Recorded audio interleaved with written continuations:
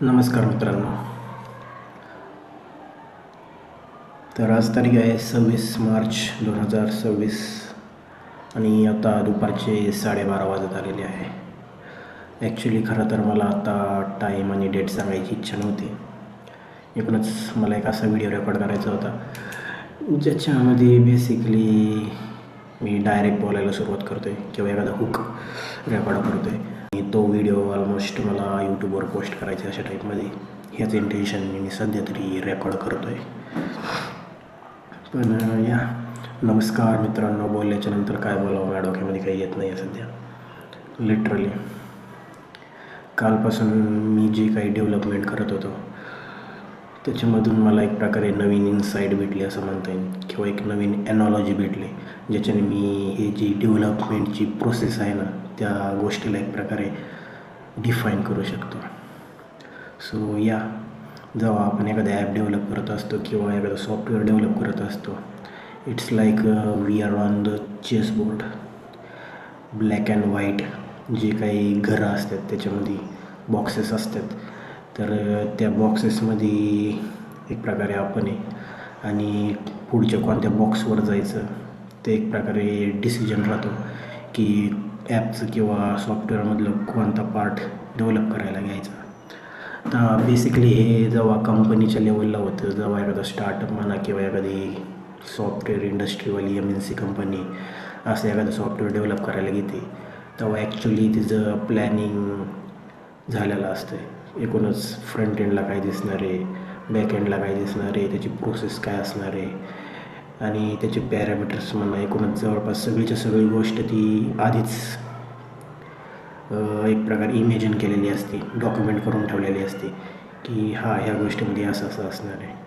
पण जेव्हा आपण ॲक्च्युअल डेव्हलप करायला घेतो, जसं की सध्या माझी डेव्हलपमेंटची जी प्रोसेस आहे त्याच्यामध्ये प्लॅनिंग नावाची कोणतीच गोष्ट नाही आहे. एकूणच आधी जी काही ॲप डेव्हलप झालं होतं त्याच्यावर मी सध्या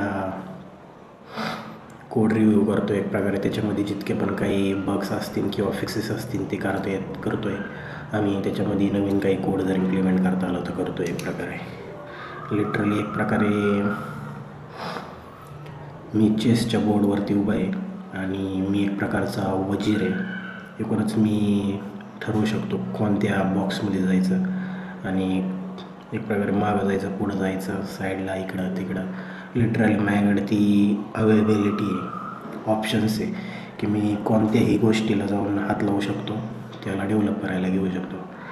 पण एकूणच ही गोष्ट एक प्रकारे फ्लोसारखी आहे. लिटरली काल जेव्हा मी सुरुवात केली होती तेव्हा बेसिकली मी ठरवलं होतं की आपण होमची जी स्क्रीन आहे त्याच्यावर जरा काम करायला घेऊ. तर त्याच्यामध्ये जे बॅकएंडचं युजरचं प्रोफाईलचा जो API कॉल होता एकूणच तो युजरच्या प्रोफाईलचा डेटा येत होता. तर म्हटलं की ह्या प्रोफाईलसाठी म्हणजे ह्या स्क्रीनसाठी जितके पण पॅरामीटर्स लागतात तेवढेच पॅरामीटर्स आपण डिफाईन करू एक प्रकारे जे की बॅकएंडनी येतील आणि त्याच प्रोफाईलला आपण फिक्स करण्याचा प्रयत्न करू.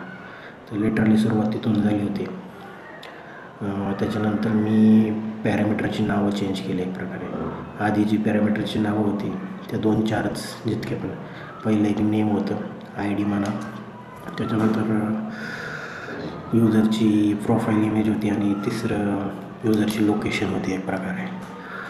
तर ह्या 4 प्रोफाईल फील्डचे एक प्रकारे नावं पहिल्यांदा जी होती ती एकदम मी कशी डिसाईड केली होती अशा टाईपमध्ये म्हणून चला. एकूणच user name, user profile, picture link अशा टाईपमध्ये पॅरामीटर्सची नावं दिली होती. आणि लिटरली माझ्याकडे वेळ होता म्हणून मी जरा जस्ट चेक करत बसलो की ॲक्च्युली आपण पॅरामीटर्सला कोणती नावं दिली पाहिजे किंवा प्रॉपरली कसं डिफाईन करता येईल. त्याच्यामध्ये थोडा वेळ गेला. त्याच्यानंतर मी प्रॉपरली असं ती 4च पॅरामीटरचं एक हे बनवला, इंटरफेस बनवला आणि त्याच्यानंतर RTK क्युरीजबद्दल डिस्कशन सुरू झालं. एकूणच RTK क्युरीमध्ये घुसलो कारण की पहिल्यांदा मला माहीत नव्हतं की RTK क्युरी जेव्हा एक प्रकारे एखादा ऑब्जेक्ट क्युरी करते किंवा सर्व्हरवरनं डेटा फेच करते तर तो डेटा कुठं स्टोअर केला जातो किंवा बेसिकली कोणत्या इंटरफेसमध्ये स्टोअर केला जातो. तर लिटरली ती गोष्ट मी लिहून तर ठेवली होती पण कधी नोटीस नव्हती केली. तर तिथं मी दुसरा एक यूजर इंटरफेस डिफाईन केला होता आणि त्याचा जरा लोकेशन वेगळी होती. तर मी तो कोड तर लिहिला होता पण तो यूजरचा इंटरफेस कधी नोटीस नव्हता केला. तर लिटरली त्या यूजरच्या इंटरफेसला जाऊन मी पुन्हा एकदा मॉडिफाय केला, चेंज केला आणि त्याच्यानंतर बॅक एंड फ्रंट एंड एकूणच गोष्ट अशी फ्लो होती गेली. ती कधी बॅक एंडला जात होती, कधी फ्रंट एंडला जात होती, कधी रिक्वेस्ट पॅरामीटर्स आणि त्याच्याबद्दल डिस्कशन चालू होतं, तर कधी लोकेशन बेसिकली लोकेशनच्या याच्यावर डिस्कशन चालू होतं. पहिल्यांदा जे लोकेशन ॲक्सेस करत होतो किंवा स्टोअर करत होतो ते बेसिकली फायरबेसच्या वेनी करत होतो आणि आता मी जी पद्धत वापरतो आहे ती एक प्रकारे MongoDBच्या पद्धतीने वापरतो आहे. एकूणच त्याच्यामध्ये तो जो ऑब्जेक्ट असतो ना ज्याच्यामध्ये आपण लोकेशन स्टोअर करून ठेवतो तो एक प्रकारे डिफरंट एक प्रकारे. तर ह्या सगळ्या गोष्टी चालू होत्या आणि लिटरली रात्री 10:30 वाजेपर्यंत एक काम चालू होतं माझं. मध्ये आधी थोडा टाईमपास झाला असेल. त्या टायमिंगला जाणवलं की लिटरली आपण जे डेव्हलपमेंट करतो आहे ना आपण एका स्टेटमधून दुसऱ्या स्टेटमध्ये फ्लो होत चाललो आहे आणि ॲक्च्युली पूर्ण असं एखादी कोणतीही गोष्ट पूर्ण तर नाही होते पण ती थोडी प्रत्येक स्टेट एक प्रकारे थोडा अपडेट होत चाललेला आहे. एकूणच this is like a flow, this is like a river आणि बेसिकली आपल्या कंट्रोलमध्ये नाही आहे की आपण सुरुवात कुठून केली आणि ॲक्च्युली एंड कुठं होईल, म्हणजे कोणत्या फाईलमध्ये जाऊन आपण आपला शेवटचा कोड पूर्ण करूया अशा टाईपमध्ये. आणि this is like a chess board आणि या चेस बोर्डवरती सध्या मी एकटाच आहे आणि मी एक प्रकारचा वजीर आहे म्हणा. लिटरली मी कोणत्याही स्टेजवर जाऊन कोणत्याही बॉक्समध्ये जाऊन स्क्रीनवरती जाऊन कोड चेंज करू शकतो आणि मॉडिफाय करू शकतो. एकूणच माझ्याकडे ती ॲबिलिटी आहे. पण इथं एक जरा मोठा प्रॉब्लेम आहे असं म्हणता येईल. तर जर मी वजीर आहे तर राजा कोण आहे बेसिकली. तर कदाचित आत्तापर्यंत कोणी तर राजा नव्हता किंवा किंग नव्हता. पण जेव्हा कंपनी रजिस्टर झाली, कंपनीचं रजिस्ट्रेशनची प्रोसेस पूर्ण झाली, एकूणच कंपनी आता कागदावर तरी रजिस्टर झालेली आहे. तर बघायला गेलं तर आता कंपनी एक प्रकारे राजा असणार आहे, किंग असणार आहे, जो की ॲक्च्युली नावापुरता म्हणजे ॲक्च्युअल वर्डमध्ये जे राजा असतात किंवा किंग असतात ते पण एक प्रकारे सेरेमनी पोस्ट असते ते एक प्रकारचे नावाची. तसंच कंपनी नावाला एक एंटिटी आहे आणि लिटरली जे नाव असतं कंपनीचं ते ब्रँड असतं, इट्स लाईक अ किंग. त्याच्यानंतर त्याच्यामध्ये जे काही बाकीचे काम करणारे लोक असतात टॉप मॅनेजमेंटचे बेसिकली CEO म्हणा, CTO म्हणा, CFO म्हणा, तर ते एक प्रकारचे जनरल्स म्हणता येईल किंवा त्या कंपनीचे मेन प्लेयर्स म्हणता येईल. एकूणच मी वजीर आहे. Somehow I am the CEO of this company. त्याच्यानंतर आहेत दोन तीन जण आहेत पण लिटरली सध्या ते ह्या गोष्टीवर जरा काही जास्त फोकस नाही करत आहे, लक्ष देत नाही आहे. तर एकूणच सध्या आपल्याला एक टीम पाहिजे आहे, एक टीम. कारण की लिटरली स्टार्टअप स्वतः एकटा माणूस नाही डेव्हलप करू शकत किंवा उभा नाही करू शकत आणि ॲक्च्युली ही गोष्ट सर्वात अवघड आहे. कारण की आपल्याला वाटतं की एकटा माणूस सगळ्या गोष्टी हँडल करू शकतो, लिटरली नाही. आणि ह्या जगामध्ये तरी काय म्हणतात त्याला आपण सगळे एकटंच लढतो आहे असं वाटतं.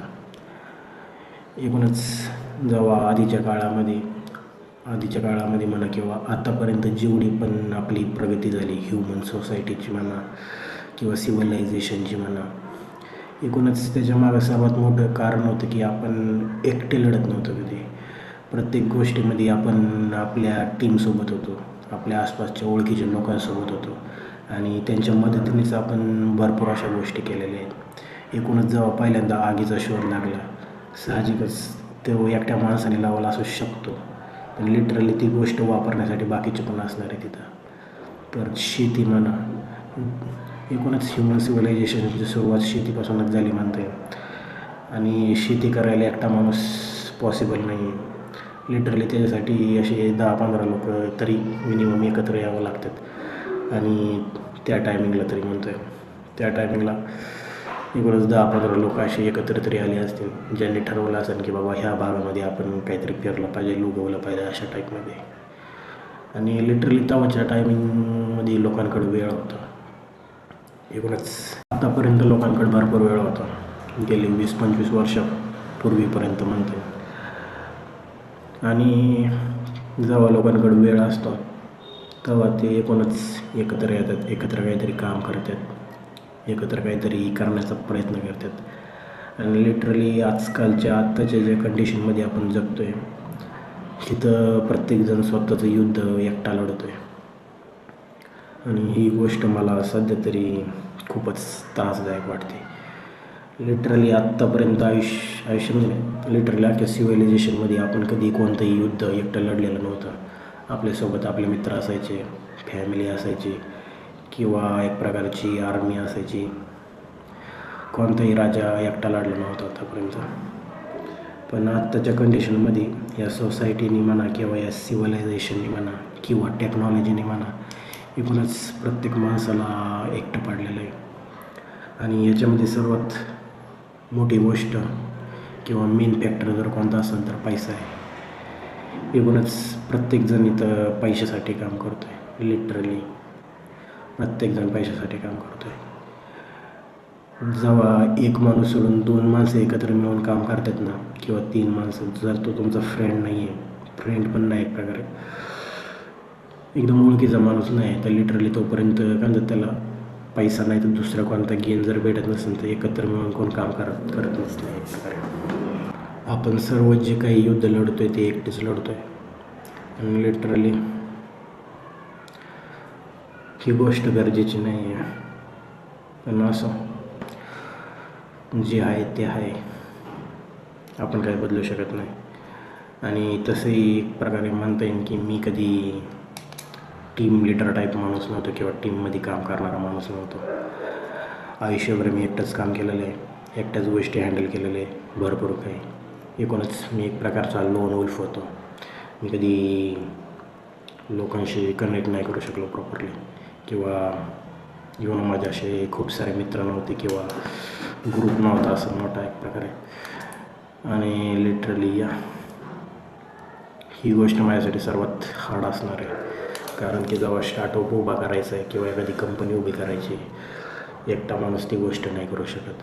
आणि त्याच्यासाठी आपल्याला भरपूर लोकांची गरज पडते.